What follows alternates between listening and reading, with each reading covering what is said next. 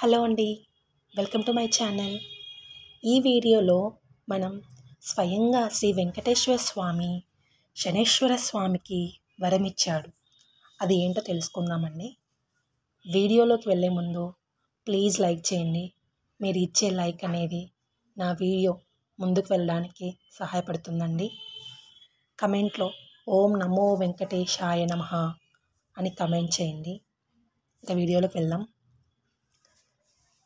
ఒకసారి శనైశ్వరునికి మానవులెవ్వరూ తనని భక్తితో సేవించడం లేదని, భయంతో మాత్రమే పూజిస్తున్నారని విచారం కలిగింది. అప్పుడు వెంకటేశ్వరునికి తపస్సు చేయగా ఆయన సాక్షాత్కరిస్తాడు. స్వామి, నా పేరు వింటే ప్రజలు భయపడుతున్నారు.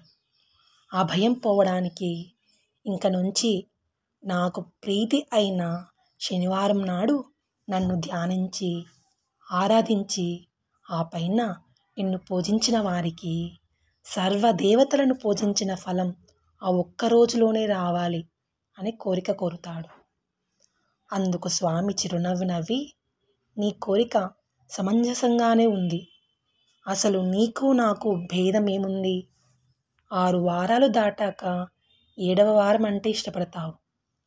నేను 6 కొండలు దాటాక 7వ కొండ మీద ఉంటాను.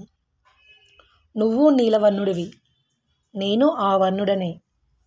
నువ్వు సప్తమ గ్రహానివి, నేను సప్తగిరీషుడను.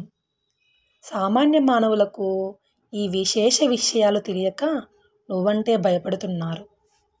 నిన్ను నన్ను వేరుగా చేస్తున్నారు. నువ్వు కోరిన వరాన్ని అనుగ్రహిస్తున్నాను.